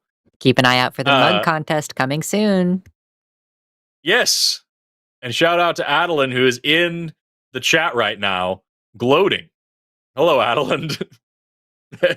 Thank you so much for your contributions. The world is worse because this continues. And you know what? I'm all right with that. I'm all right with that. Yeah, God, the mug content. I wonder what's going to be on my fucking mug this year. I'm spoiled for choice. Let's talk to Ash, pronouns she and they, calling in all the way from South Africa, who's an atheist who wants to talk about scientific concepts and how to learn them. Ash, you were on the line with Forrest and John. How you doing today? There. Hello. Hi there. Yeah. Would you like me to expand? Yes, please. Tell me what's up. Sure. Okay. Yeah. So basically, how do I teach myself pretty much anything sciencey? I know, very technical.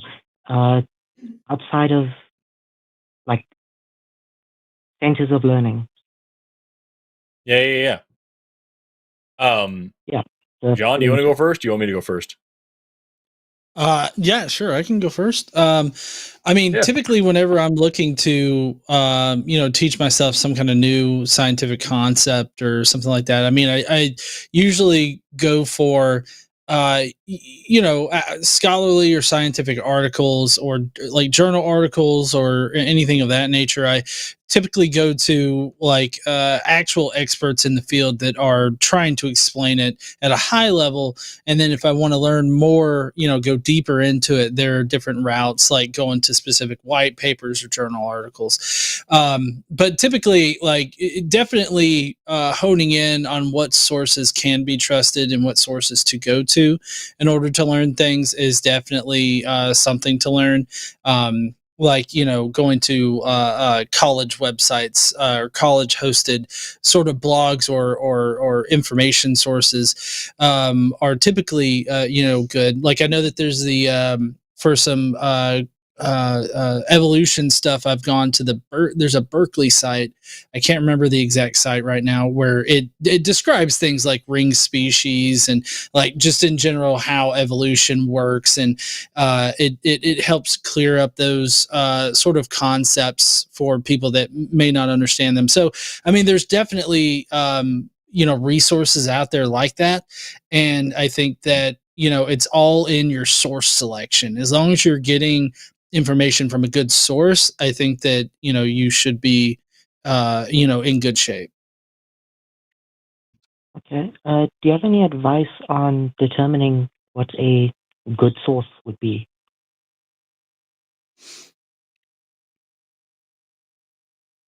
Forrest, I don't know. Do you have thoughts? I don't want to dominate again. No, you're saying that to me. I usually do that.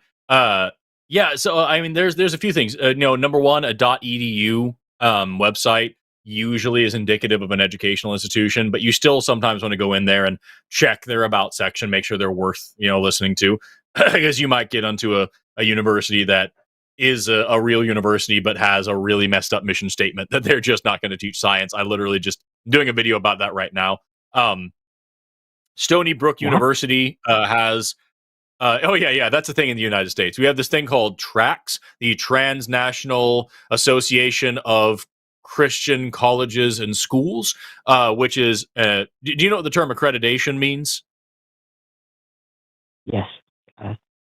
Yeah. So in order for a university to get accredited, so TRACS is an accrediting body, and in order to give accreditation to a school, they have to be a Protestant evangelical Christian university with a faith statement saying that. And up until 2018, they had to have a written statement that every student read about how that university rejects evolution and will only teach creationism and shit. And they're a real accredited university here in the United States that gives out real degrees. And there's a few of those that are accredited through TRACS. And there's a whole thing about how that happened, and I'm covering all of it in my video in a couple of days, so stay tuned. But you can go on like Stony Brook University as well, look up our journals if you're reading from scientific journals like what John is talking about, and see if that journal is really peer reviewed and worth listening to. There's a couple of other resources like that online as well. Also, a big thing that I like to do a lot is literally just get old textbooks. Find out, like, if you want to study a topic, textbooks are written so that universities can teach those topics efficiently. And so just go on Amazon, find the textbook on that topic, and buy one that is as close to the current year as possible without actually being the current year. Because what they do is they just take like this paragraph and that paragraph and swap places so they can sell a new edition and sell it for more money. It's a racket. It sucks. And so like if you buy a textbook from 2023 and read it in 2025, chances are you're going to learn the same basic principles. There may be some details that may be updated over time, but more often than not, you're going to be learning good stuff, especially if you're just starting out. Me personally, though, I think what's really important is that you learn backwards. So, like, don't just start learning the very like what John was just talking about. You mentioned, John, ring species. So, like, if I'm looking up evolution, right, and I want to know more about that, rather than starting with what an allele frequency is and how to calculate it, because that fucking blows. What's a ring species? Well, a ring species is where you have a big geographical barrier. Like a really common example is like the valley, the Central Valley in California. And so you have these salamanders that live in higher elevation areas. They can't live in the valley because it's too dry and too hot. And so these salamanders live all around the outside of this valley. Well, this valley is fucking huge. It's hundreds and hundreds and hundreds of miles long. And so one of the definitions of the word species is that if two different individuals cannot interbreed and produce fertile offspring, then they're different species. And so at the very northern tip of the valley, you have one species of salamanders that then split down both sides of the valley and slowly change into different species and different species and different species and different species. And if you were to pick, two species from along either one of those sides of the valley, they might be able to interbreed. But by the time you get to the very southern tip of the valley, they are completely fucking different, right? And so that teaches you now so much about what speciation is and how it works, what the concept of a species is in the first place, how like different organisms distribute and how dispersal plays a role in evolution, how when you have this split that splits things apart, we call that vicariance. You learn about that. You learn about biogeography, how species are adapted to specific environments and how that can be predictive. You learn about hybridization and how that works. Like, there are so many things involved in that one topic that take you all the way back to the very beginning of biology, all the way back to what is a salamander and why can't it live in this fucking valley, right? And so that to me is much more fun. So like buy a textbook and jump into the middle of it. Don't start at the very beginning. Don't start at the very, don't learn the very basics first. Learn backwards. Learn in the most undisciplined, irreverent, unique, original, weird way possible. And always study the things that interest you the most and then learn how they work later. That's what I would recommend to you, because otherwise it's boring as all shit. Okay. That's what you said about the salamanders is wild. It's so cool. It's so cool. And there's not the only option. There's a ring species like of fish and shit around the fucking Arctic Circle. Just the water temperature and shit creates, barriers for them. So it's really cool stuff, dude. Yeah, that is. Should I make like physical notes, or am I fine just reading? It depends on your learning style. Personally, I strongly recommend notes, because especially handwritten notes, because what you are doing, you have to take in the information, interpret it, put it into your own words, and then you have to use your body to physically write it out. And so that's using several different parts of your brain at once, and that actually does increase learning retention.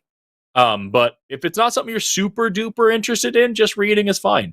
Or you can go along and do what my grandma used to do. She used to underline in the book and then write notes in the margins. So like I would go and like all of her books were just like dripping with pencil lead, because she would just go through and just scribble in all the margins about everything she learned. Yeah, you know what I do instead of like taking physical notes is like I'll open up a Google Doc or something like that, and I'll have my notes like in a document where it's just there, and then basically whenever I need to recall it, I can go back to my Google Docs, I can search up the term, and I can go and read it again. And that way, like every time I use it, I'm actively committing it to like memory and whatnot. Like for instance, earlier with the Tim call, I've only just started sort of researching into the very minute details of like the founding fathers and how they constructed the Constitution and different things that they considered and all this other stuff. And so like I haven't committed that exactly to memory, obviously. So like I got a few things wrong. Like I said James Madison instead of John Adams and stuff like that. So but I mean, I think that that could also be a good way to do it. It just kind of depends, like Forrest said, on what your learning style is, and whatever works for you. I would say just develop that and keep going with it. Oh, okay. It's rather easy.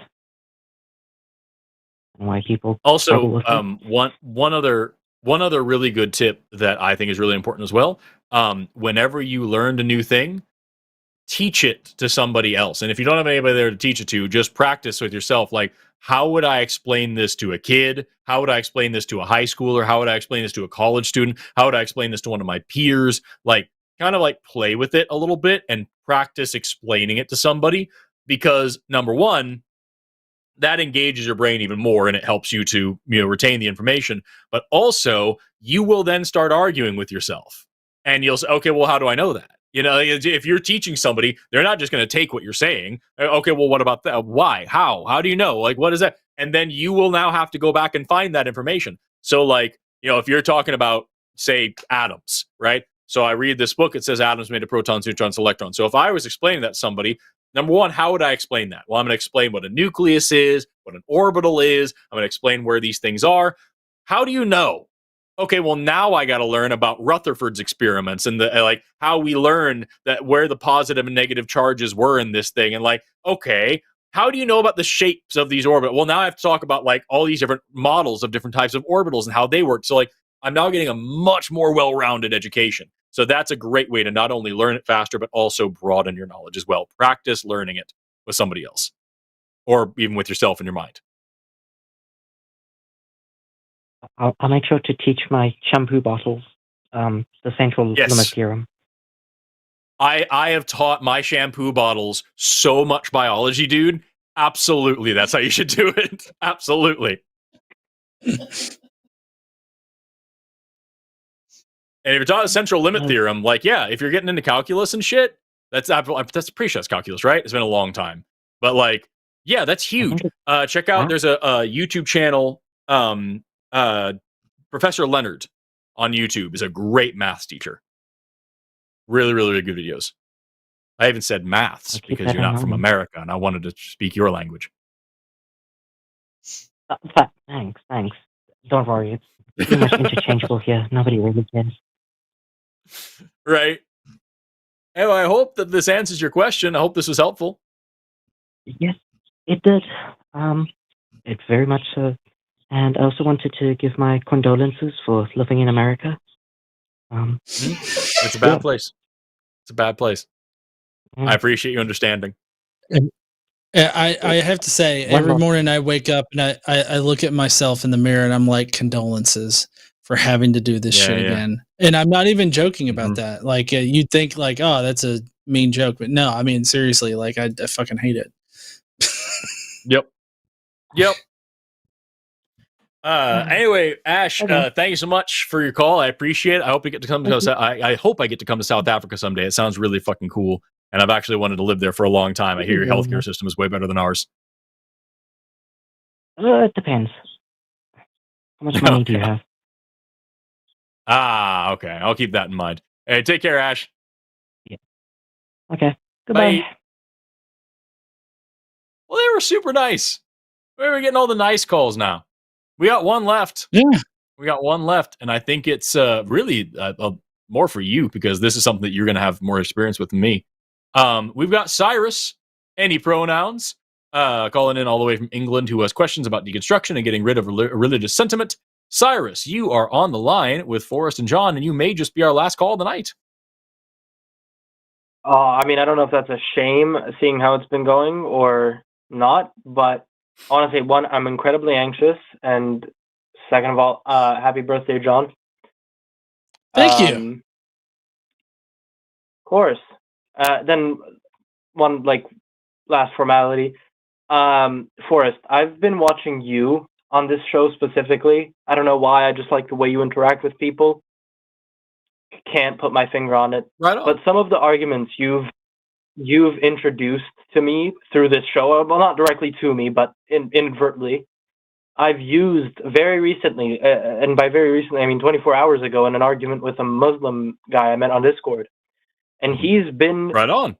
Ever since I talked to him yesterday, he's been incredibly questioning his belief and being like, I don't have a good reason to believe in it. And the main one I've been using is the "you're better than your God" argument, because yeah. I read to him the hadith from the Quran that say some things I think most people should disagree with on in general. And I was like, would you think these are moral things? And he said no. And I was like, so then why do you need this God to give you your morals? And he was like, I don't. And he genuinely had this moment of just genuine question. So thank you very much for giving me that argument. Then the actual premise of my call, which is deconstructing. So for the most part, I would say I'm fully deconstructed, but I still have these religious sentiments that kind of linger. I don't know how to explain it. So I've never been an incredibly strong believer. I was raised Orthodox Christian, but I was raised in Romania, where everybody is incredibly Orthodox Christian, and I'm incredibly into it. And I was always kind of the outlier where I was like, I don't see the purpose in this. It doesn't give me any fulfillment. But I believed it because that was the social structure around me, and that was what, that's just what you do. And even to this moment, I still have these kind of sentiments, mindsets, I don't know what you'd call it, where I'm still thinking in this lens of there is a God, or there is a punishment, or there is a ultimate kind of being above me. And I use it in conversation. I also do some amount of comedy, so I use it in that sense as well. And I just want to get rid of that because I feel like it's holding me back in creative senses and in my ability to just look at life through a more objective standpoint than a religious standpoint. So I want to see what you guys think I should do here to get rid of these kind of religious feelings. Yeah. So, I mean, when I deconstructed from Christianity and totally left religion altogether, becoming an atheist, I guess I really didn't have any lingering fears of hell or anything like that. I mean, I guess it did take a little while for that to sort of go away, but my mind works very analytically. So I think about the things that I learned about the God of the Bible and my previous faith. And I try to put it into perspective, whatever horrible thing I think that I've done, right? How does that compare to this supposed God that's supposed to be the moral arbiter of everything, right? And that God's going to send me to hell for that thing. And so that's maybe one way of kind of looking at that, really juxtaposing your actions with, the actions of that God. But also, I think that it's worth, kind of noting that what exactly, I guess the way that I look at it is, what exactly are you feeling bad about? Because if you're feeling bad about your actions, then that's not necessarily what which I don't know what your previous faith was. I'm guessing Christianity, and I'm not sure what denomination or whatnot that you were working with there, but considering what it actually takes to send you to hell and whatever denomination you were in, I think is warranted for, I guess deconstructing this feeling that you're having, because I feel like if you really consider it, there are denominations that require both faith and works. There's other denominations that only require faith. There's, and all the different ways in which you can deal with that. But ultimately, what God would be sending you to hell for is not necessarily your actions or anything like that you feel bad about, but It's about just not believing. And it does take some time and like reinforcement of the fact that that's a ridiculous thing. Like, that's a ridiculous concept. Like, I simply don't believe in a magical space wizard, and that sends me to a forever hell where I'm burned and have maggots eat, my flesh and stuff. Like, that's ridiculous. And like, I feel like if every time, it's kind of like a behavioral modification sort of therapy type deal. Every time you start feeling this, that oppressive guilt or fear of hell, remind yourself of how ridiculous that kind of belief is. And I think that if you can get to the point where you think about that and then you sort of chuckle at how ridiculous that is, I feel like that can help you start to overcome it. I don't know, but I'm not a therapist. That's fine. And I actually, funnily enough, exactly very similar argument that you've just given, I heard today, like a few hours ago, with Matt Delahanty and Promise. It was one of their older lives. And I did say to myself when I heard that the first time that I would try and employ that more often as a psychological kind of exercise. I'm not sure what to call it. But then the other thing is the social aspect of it, which is more like I still have a lot of family who are still very strong Christians, my mom included, brothers, cousins, and it just feels weird, like funerals, Christmas. It all feels weird because they're all out here, praying, talking about this God and Jesus. And I mean, I want to just say this: I do believe Jesus existed as a person. I wouldn't be shocked if in Judea there was a dude named Jesus who preached whatever, but I don't believe in the miracles. I don't believe in that side. And I don't know how I would socially fit into my family given to that difference in belief between me and them. So how did you guys deal with that? Well, for me, I've got plenty of religious parents and extended family and everything.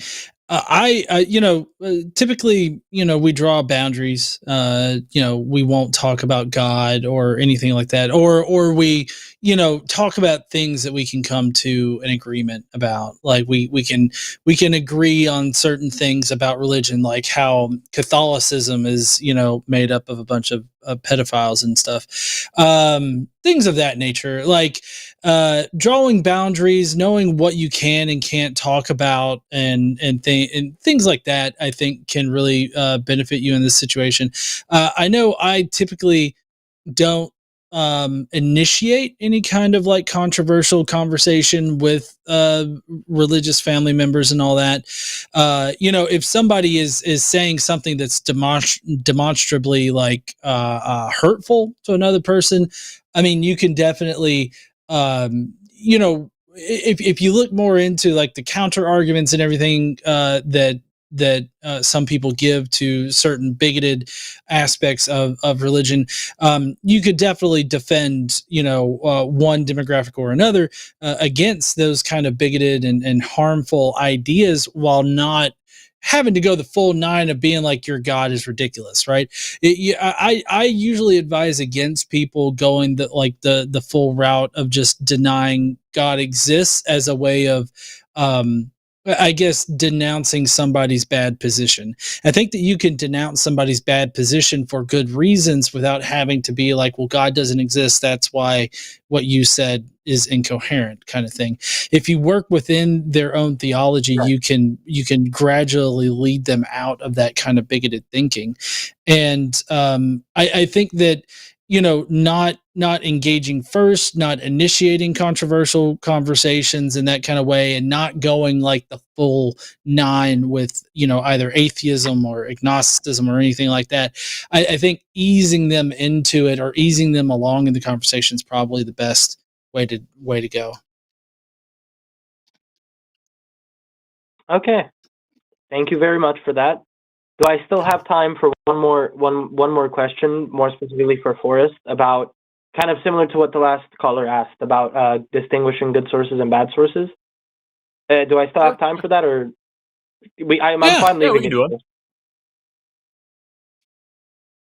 So, a lot of the times, news outlets, a lot of, places where like let's say, for lack of a better word, the layman or the person who doesn't really intimately study scientific journals, actual sources. So like news that is accessible to the average person on a day-to-day basis, which is the kind of people I deal with, because I've called before, Forrest, and talked to you and Erica, and my like thing is debating people on the internet in calls. Right. Similar to what you guys kind of do here, but in a more one-on-one type of thing.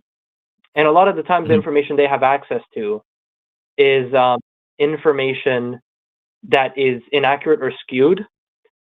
And when they present me with this information and the location that they found this information in, I struggle with directly discerning if that source is good or bad, simply because I'm not capable. And if I'm having a debate with someone actively, I'm not able to check what are their sources and what's their biases. I don't have that kind of ability in a 30-minute debate or whatever, or an hour debate, to spend 10 minutes looking over a source.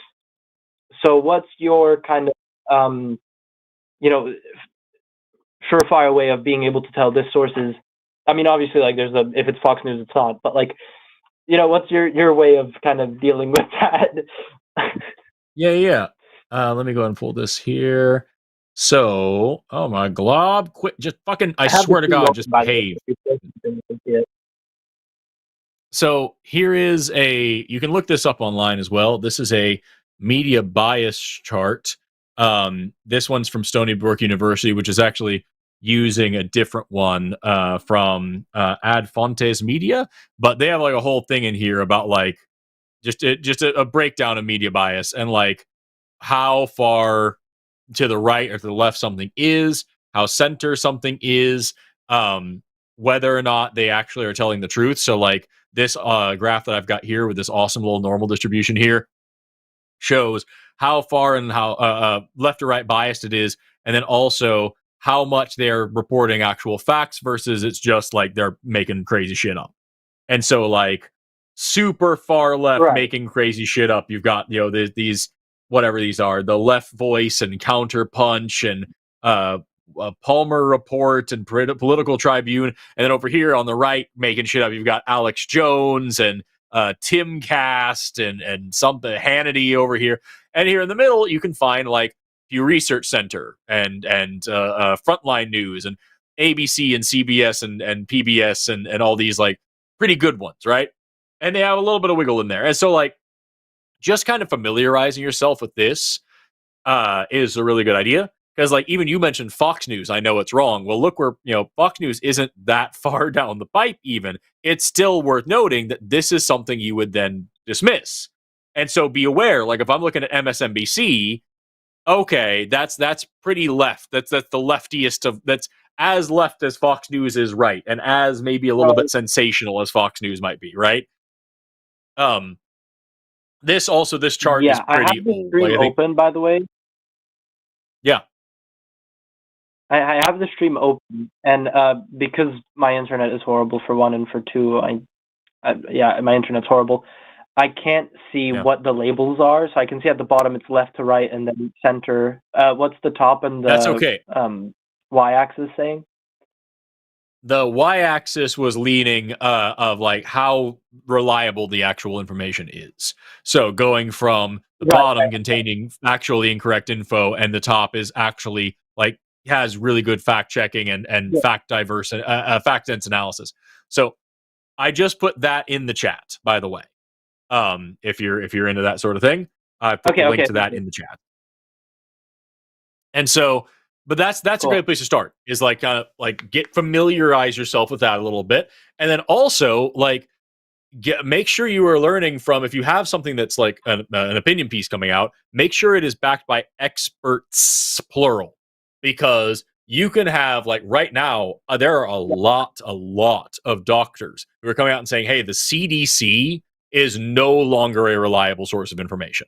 Up until this month, we would have said check the CDC if you have a question, because they may be politically hindered by the Trump administration, but they are still putting out correct information. And then this month, they updated their website to say the claim vaccines don't cause autism is not evidence-based because we've never established that they don't, which is not fucking true. That is not just misinformation. That is now disinformation.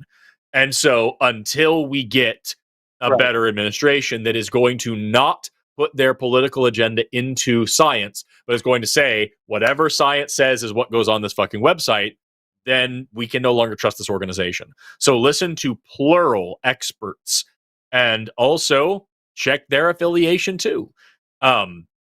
Make sure they're coming from a good place, because there's, the Institute for Creation Research is an organization full of actual scientists who are out here saying the Earth is less than 10,000 years old and that evolution is wrong.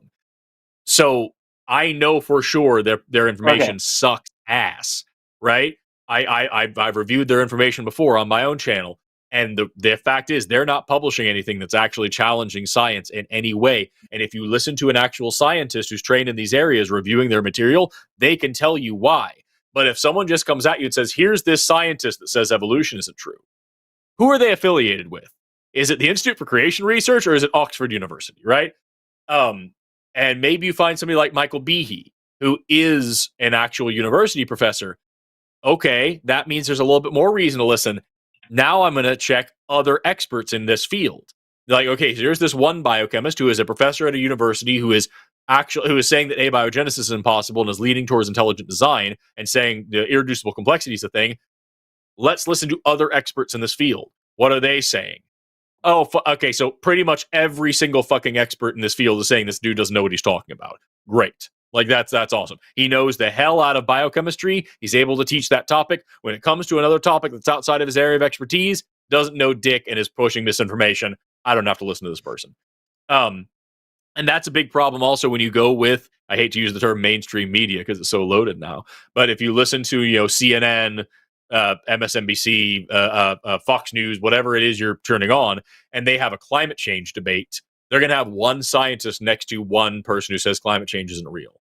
And that presentation makes it sound like they're on equal playing field, when really it should be 99 scientists against one idiot who says that it isn't real, if you want an actual distribution of where the opinions are in this field. So that's what I would say is just kind of be really critical of where you get your information and what that information is. Even when you get it from a good source, be critical of it. How do they know that? Are they fucking sure? I can't tell you how many times a day I'll repost stuff on Instagram or on TikTok, and if it's too sensational, even if it's something I agree with, go back and find one more source that says it and make sure that source is credible before you repost it. You know what I mean? That's a good idea. Okay, well, I've addressed all of my points for today. Wonderful. Is that, by the way, is that the end of your... Cool. Well, that's everything I hope you guys have a good day, or, better day. And happy birthday again, John. Stay safe. Thank you. Right on. Take care of yourself, Cyrus. Thank you so much for the call. I appreciate you. Are we okay to hang up? Yes, we are. Take care. Have a good one. Bye. We ended the show with 83 calls from Aaron. Yep. He gave up eventually. Those tits got calm, eventually. If he's that persistent with a call-in show, look out, women in Scotland. Jesus Christ. Fucking, I suppose that's it then. We didn't get too many theist calls, and the ones we got were just kind of whiny. Yeah. But hey, we learned some valuable lessons. We learned to keep your tits calm. We learned that we're very rude and we call people names. We learned that anything you learn out of a Jordan Peterson word salad generator is factually correct. We learned how to deconstruct and how to deal with your family while doing so. And you know what? Maybe the tits we calmed was the monad we made along the way. I don't know. What a show. What a show. Yeah. Oh, no, we learned that one I, dude. Sorry, go ahead. oh, go ahead.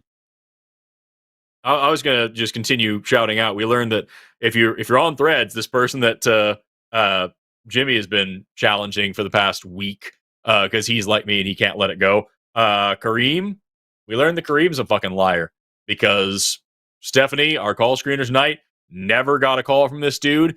And even if he is blocked on this show for some reason or another, he's now out here saying that we refuse his calls, despite the fact that we can't even see them. We, the hosts, not we, the channel. So, like, Right. We learned a lot of things. And if we got a phone call for every person on Instagram, Threads, TikTok, and YouTube who leave comments telling us how easily they could take in as a debate, we'd have a fucking 20-hour show. And yet here we are.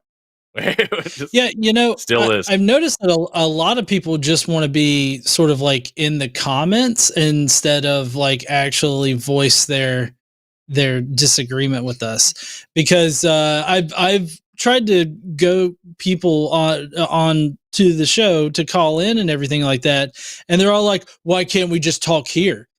Because I don't want to spend like all day typing up something that you're just not gonna even read. Like, it's not interesting to me. It really is. It's the we should have also told the last couple of callers we're coming from religion. No, the biggest thing is like this. I'm going to start this sentence by saying I understand how this makes me sound, okay? And I'm sorry, but it's the reality of it. I know that this makes me sound like an asshole, self-important fucking influencer who cares about his views and the shit. Like, I get it. I'm sorry. But it's the reality of the situation is I am not going to spend hours of my time writing a fucking essay in a comment section that someone is going to ignore or just plug into Grok and say, how do I respond to this? And never learn anything. When I can take that same conversation and for the same amount of effort, I can put it here on the internet and talk to 20 different people who will also not fucking learn anything, but the audience will. And I will make a bunch of people like smarter and happier and even if I'm just entertaining, it is more worth my time and my audience's time and everybody, but especially me, because I'm just me, right? I only have my own life to manage. It is more worth my time to get you on the internet where I can talk to you here or get you on stage if I'm doing a live show or anything besides writing a fucking book in a comment section for you to plug into Grok and ignore. It's not worth my fucking time. So I will waste time arguing with people to get them to call in, but I'm never going to have a debate in the comment section. I'm just not going to fucking do it. It's just not worth the time for me. I have one life. It's very short. I'm going to die pretty fucking soon. I'm not going to waste any of my fucking time bitching at somebody in a comment section. It's just not worth it. I totally agree. I also want to say thank you to everybody in the chat that has either said happy birthday or flooded, it with some kind of Guy Fieri thing. Yeah, I've read all of them. I tried to reply to most of them that I could. But thank you guys so much for doing that. Most definitely. With that, everybody, thank you so much to Luxander for producing tonight. Thank you so much to Stephanie for call screening tonight. Thank you so much to John for hosting with me tonight. Thank you so much to our mods in chat for keeping things civil over there. Thank you to the people in chat, even the ones that suck. Thank you to our callers, even the ones that suck. Thank you for watching. Have an awesome rest of your day and never stop learning. Bye-bye.